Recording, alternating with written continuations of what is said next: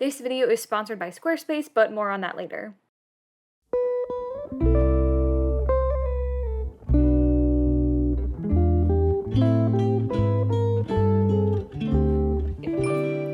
Hi friends, my name is Al, or Little Star Nerd. Welcome to another video in my 12 Days of Christmas series. I hope your holidays are going well so far. I hope you're getting really into the mood, because if you celebrate Christmas, we're getting real close. I hope we are all embracing the holiday vibes, whatever that may mean for you. Before we get started, I want to thank my patrons. Your names are on screen. Love you guys so much. If you want to support me further, Patreon is a great way to do it. I do fun, exclusive stuff for patrons every month, postcards, videos, podcasts, etc. And we're having a super great time over there. So if that's something that interests you want to support me a little bit more, go check that out. The topic of today's video is my business advice. Business advice. These are just a few random tidbits. Over the last 2 years, I've been kind of thinking about this as a video possibility, and these are the things that keep coming back to me as important and things that I wish I had known sooner, or things that stick out to me in the community that I think not a lot of people think about. Before we get started though, I want to make a few disclaimers. One, I have no formal education in this. I didn't even mean to go into this career. I just started sharing my stuff on Instagram and people started following me. I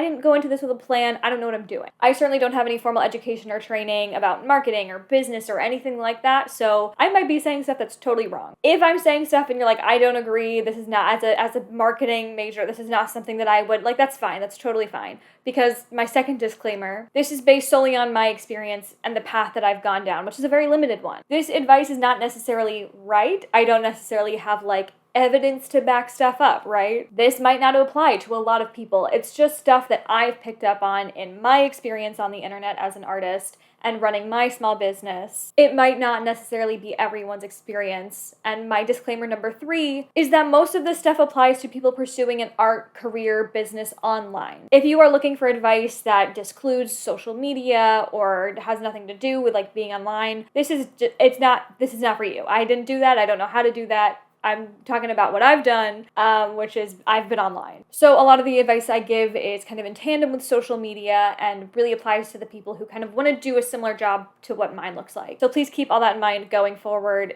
Like I said, you might disagree with what I say. That's totally fine. This is just the stuff that I have picked up throughout the years. Also, these are in no particular order. I wrote this down super late at night and I didn't feel like reorganizing them, so the flow isn't great, but I didn't want to change it because I got into a flow. Without further ado, I have 10 tips to share with you, so let's go. One is to de-influence yourself as a business owner and as an artist online. Don't feel like you need to go above and beyond like the top art YouTubers, the top art Instagrammers.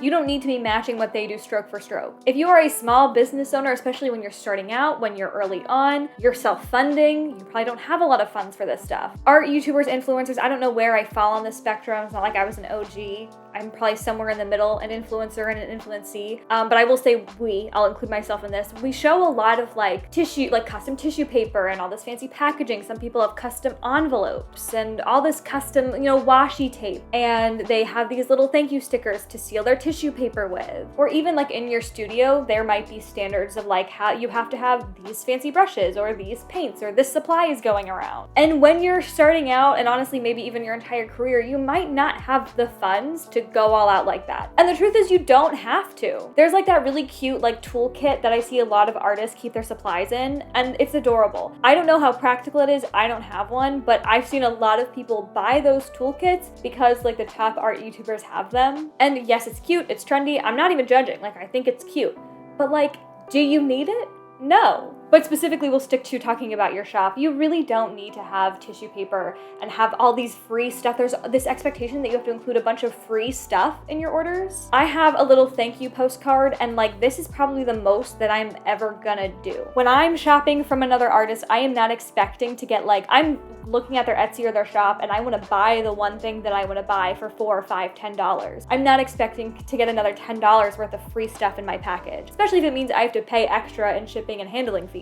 All that stuff comes out of your pocket, and that's just a silly, unnecessary expense, and I think it's a weird standard that people have created for their shop. My advice to you is just Start simple. Have your business card. On my business card, I have a cute little frog on the back, so it kind of doubles as like a mini print. And you can get those pretty cheap. Like, that's to me the most extreme that you have to go. You don't need custom packaging, custom envelopes. Maybe if you only get a few orders every once in a while, maybe you can hand draw on the envelopes. If it's still important to you to have that customization, to have that kind of personal touch, there are much cheaper ways to go about it than spending a bunch of money on custom tissue paper, custom packaging, etc. You can get tissue paper from the dollar store, hand make confetti with a hole puncher. That was really rambly, but basically, don't do all this extra free stuff that comes out of your pocket. No one expects that of you. It's weird that that's the standard. You really don't need to do that when you're starting out, or at all. 2 kind of comes from that, and that's honestly, you don't even need to start selling stuff right away at all. I totally get the idea of wanting to bring in as much income as soon as possible. It's validating, sometimes it's necessary, I get it. But from what I've observed from a lot of other people and from my experience, I waited a really long time before I started selling stuff, especially on a bigger level. I see a lot of artists kind of stretch themselves thin, and it's a huge investment to start selling stuff. And there's oftentimes not a lot of payoff when you're starting really early on in your career. It's a time investment in learning how shipping works and who you're going to do it through and with, and international shipping regulations, getting on. And also there's the whole expectation that all of your stuff has to be recyclable, environmentally friendly, which I support and believe in, and that's what I do, but it is expensive sometimes. So you have to buy all of that stuff, and if you want to fit in that standard, you have to buy the more expensive stuff to fit in. Not to mention just getting your products made can be super expensive. Sometimes certain places have minimums. Like if you're going to order stickers, you have to get a minimum of 30 at least for it to be worth the cost, but can you sell 30 of them? My advice is just don't rush it, honestly. I have not really seen the benefit of people opening a shop right away. If you're only getting an order here, an order there, that's not really enough to make up for the amount that you've spent to open and maintain your shop. If I were you, I would just wait until I had a guaranteed customer base to make it worthwhile rather than kind of risking not selling my product. There really is truly just no rush. Maybe for you personally, you kind of need money. In that case, I would suggest doing something like commissions or handmade things, something that you don't have to spend a lot of money on outsourcing. I just see a lot of really, really small and young artists or art business owners putting a lot of time and money into opening a shop, and it doesn't always pay off, and I would just recommend waiting.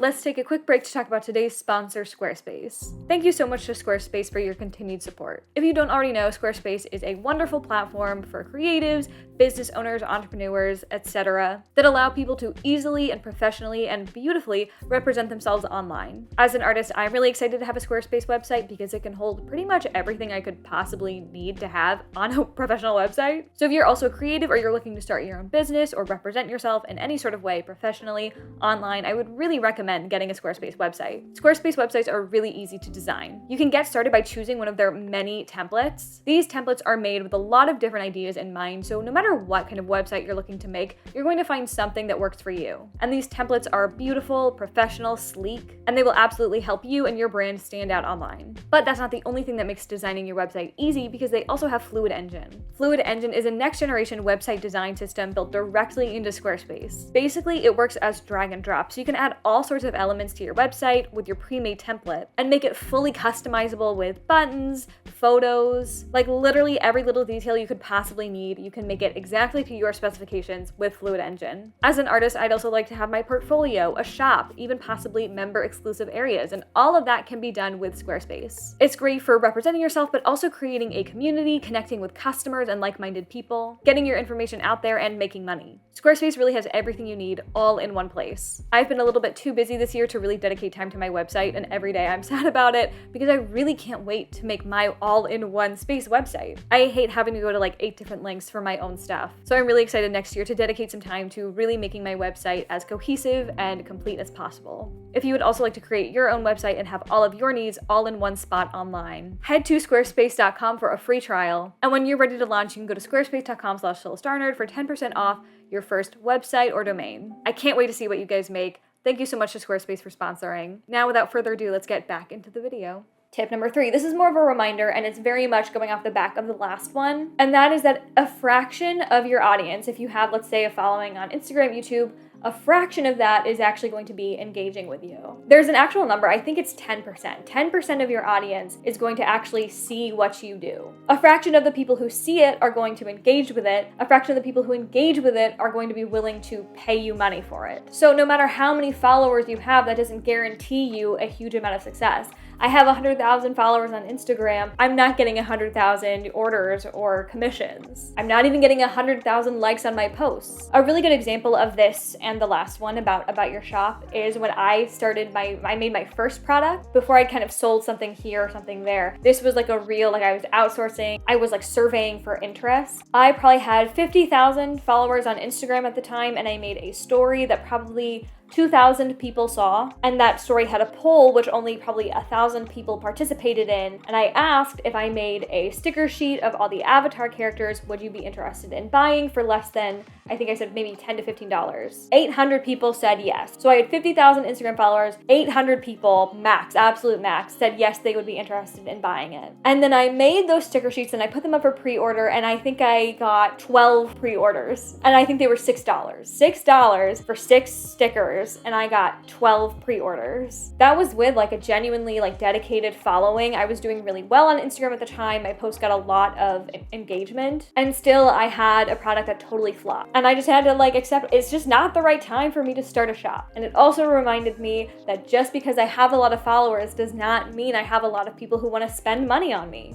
Number 4 is kind of related to the last one, and that is to be realistic. Let's say you have an audience size on Instagram. I'm going to keep talking about Instagram because that's what I use. Let's say you have an audience size of like 20 to 50 people. That's probably not enough for you to start something like a Patreon or a shop. I'm not saying it's impossible. I'm not saying you can't do it if you don't want to, but most likely the people supporting you will be coming from that audience. And we talked about that 10% number. That just doesn't leave a lot of room in a really small audience for that fraction to be worthwhile. Again, not saying you can't do it, but you really need to be realistic about like what's worth your time. Especially this is speaking from experience. Like I've had a Patreon where I've only had like 2 people joining, and it was a lot of work for me to run the Patreon for like $10 a month, and it just wasn't worth it. But I wanted the Patreon and I wanted the support, so I kept going. It was stupid of me. Like I didn't even need to have a Patreon at the time because I clearly didn't have people willing to give me that kind of support, which is well within their right. But it was like so unnecessary of me to do, and I really should have just been realistic and said like, this is not worth the work that I'm putting in, and I should have ended it a lot sooner. Be realistic about what you can and can't do, your skill level, and what kind of you want to pursue. If you start out with realistic expectations and an understanding of yourself, you're going to have a lot easier time for the rest of your career. Number 5 is probably the biggest and like most important one I could share, and that is to be patient. I think in pretty much any art career, I don't think there's anywhere where you wouldn't need to be patient, but again, I'm speaking from going the online route. A lot of it is based on luck. Like there's a good amount that's based on, no matter how hard you work, you need to be lucky. I see a lot of people like literally just starting their Instagram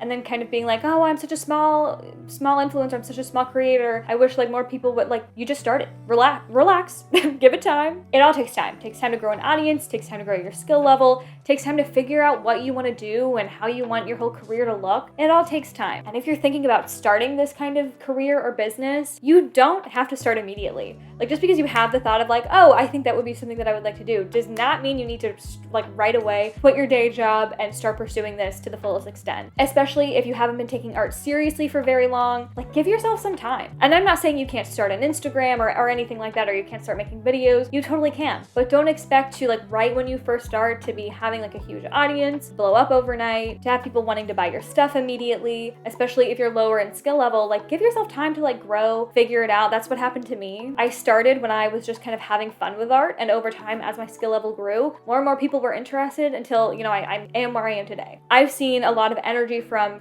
newer people where they kind of have this expectation of they're gonna start and like they will start their YouTube channel and immediately start their Patreon and immediately start their shop and kind of expect to just jump to like square 10. There's a lot of stuff that happens in between there, so just be patient. Enjoy it, have fun. I've had a great time because like I said, I didn't go into this with the intention of starting a business from it. I've just been along for the ride, and I've had all sorts of room to grow and experiment in between, and I think that's what made it so fun for me. So I really encourage you to do the same thing. Be patient, don't get discouraged if you don't get a lot of attention or followers or whatever you're looking for right away. It could take a really long time, and like I said, some of that relies on luck, and who knows when that comes. Number 6 is to pick one platform to use as your like home base. place. I've been talking a lot about Instagram. That's because I consider Instagram my main social media. It doesn't have to be social media. It can be your own website. It can be a blog spot, like whatever. I just find it to be a really good strategy to pick that one spot online to be my landing page. Like I said, I use Instagram because it's an image-based platform, which as a visual artist works very well for me. I don't get the people who use Twitter. That, like how visual artists use Twitter as like their main platform, confuses me. It's not even an image-based, I don't know how you do it. You might use TikTok, you might use YouTube, you might use your own website, whatever. And it doesn't have to be a place that can make you money. It does not have to be monetizable.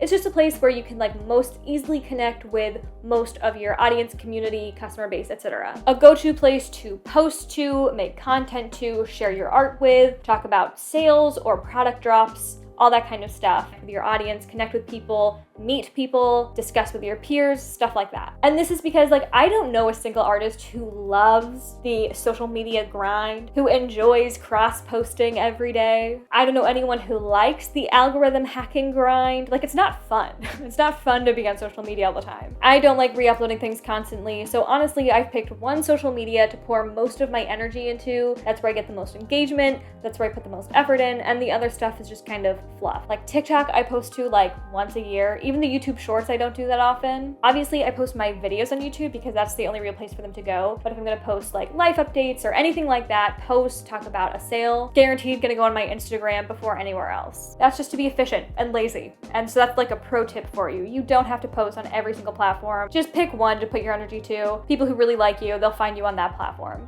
Tip number 7, make the content you actually wanna make. This seems obvious, but I see a lot of people who come in with the intention now of doing this as their job, and it's really easy to fall into the immediate content making cycle. If you're really trying to like kickstart your career and you're trying to get views right away, it's really easy to just do whatever's trendy and stuff. And I really recommend that you put a lot of thought into what kind of creator and content creator and business owner you want to be. Talking about your shop, don't just make the same things that like your favorite creators make because those things are popular right now. Really think about what you want to do and make that thing instead. On Reels, you don't have to use all the popular sounds and remake everyone else's reels. You can make your own reels. And on YouTube, you don't have to do the things that are trendy or are guaranteed to get you views on YouTube. You can make the videos that you genuinely want to make. Even your art, you don't have to like sell out in your art. You don't have to just make fan art because you know that gets you attention. Make what you want to make too. I personally see no point in pursuing a career that requires so much of you. Like this kind of job saps so much of you because it's like infiltrates your entire life, but it also like is based on something that is within me. You know what I mean? My art is a part of me. My business is based off my art. It can be really exhausting. There's no point in doing that if you're not even gonna like what you're doing. Stay true to yourself, make the content that you wanna make. That being said, number 8 is at some point you are gonna have to compromise a little bit if you're gonna be online. There unfortunately is some amount of catering that you're gonna have to do to appeal to an audience, appeal to a customer base, and make an appealing business. Like if you're gonna be making YouTube videos, you do have to have like a decent quality setup. Your lighting has to be good, your audio has to be good, you have to be good enough at editing to make an enjoyable video. People don't wanna watch something that hurts their ears or they can't see or the lights are flickering. Your videos need to provide some sort of value, whether it be entertainment or educational or motivational, or it's just good background noise. You need to have thumbnails that appeal to people and are clickable. Not necessarily trendy or copying other people's, but there are definitely things that don't work, right? If you're gonna post on Instagram, you have to be willing to play the game at least a little bit. When the algorithm switches or they introduce a new feature, you've gotta be willing to play sometimes. And if you're not, that's okay, but then like be understanding that maybe your page is gonna be as popular as others. You're going to have to do some sort of marketing when you're running a business and it's just you and you're the owner of this business and you're the creator, you're every job, right? You have to do every job. There's gonna be some things that you don't wanna do. I don't like marketing. I've gotta do some marketing. I don't like editing. I've gotta edit sometimes. Maybe you don't wanna do commissions. You don't like being told what to draw, but at some point you have to help boost your income. There's gonna be some compromising that you have to do. But at the end of the day, don't compromise you or your art that you're making. You and your art should be the focus of your art career. 9, here's some real business advice. If you're going to support yourself off of this art business, you need to diversify your income. We've all heard before, but what does that really mean and why? Doing my job, I rely a lot on other people being willing to give me money. That's just like the truth of what my income is. And that can fall through at any time for multiple reasons. Maybe people stop liking the art that I do. Maybe I make a video that people are like, hey, I don't agree with your morals, and they stop supporting me. Maybe Patreon has a security breach or something like that, a server issue, and all of a sudden Patreon's gone. Maybe YouTube changes its policies and the way they give out AdSense is different, and all of a sudden my AdSense income is in half. My income is really unstable, it's just not guaranteed, and I don't have a regular income every month. I don't have a standard monthly income. So as artists, as creatives, online, we need to cushion ourselves and our income as much as possible to give ourselves some safety, some sort of security. My plan for my income that I'm working on right now is to have 4 branches of my income. 3 would be like Etsy, AdSense, and Patreon, and the idea is that all of those make about the same amount every month. And between these 3, they cover my bases for like the money that I need. And then I have this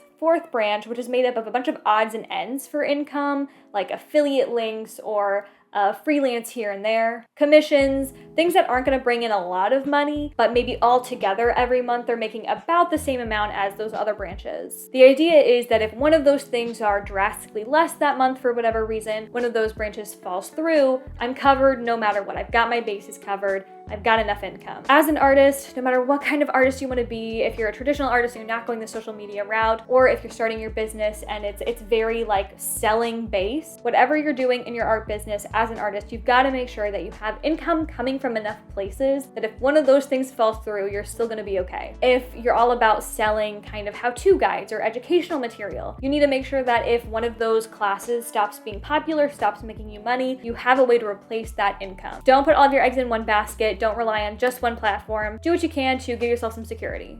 And finally, number 10, be open to new things and cool opportunities. I said this so many times, I did not mean for this to be my job. I just started sharing my art online, and as more and more opportunities came to me, I said yes more and more, and now I'm here. It's been a crazy journey, one that I really didn't see coming, and I've done my best as I've gleaned more and more through this, and I've seen my future has become more and more clear. I do my best to plan and be prepared. But I haven't got into this with like a 10-year plan and a breakdown of all the things that I need to do and a checklist of all the goals that I want to complete. Like I still don't know what I want my career to look like. I still don't know what I plan on doing in 5 years or what this will lead to. I'll keep doing this for as long as possible or if another opportunity will come along. I personally just think it would be silly to like narrow my options so early on. My advice isn't to totally wing it. I think you should work really hard and be prepared and do your homework and do your research and, fight for the opportunities that you want. Chase things down, make things for yourself, but also like you don't need to have it all figured out. If something comes along that you're really excited about, say yes, even if it's not in your plan. Don't turn things down just because they don't fit into what you thought you were gonna do,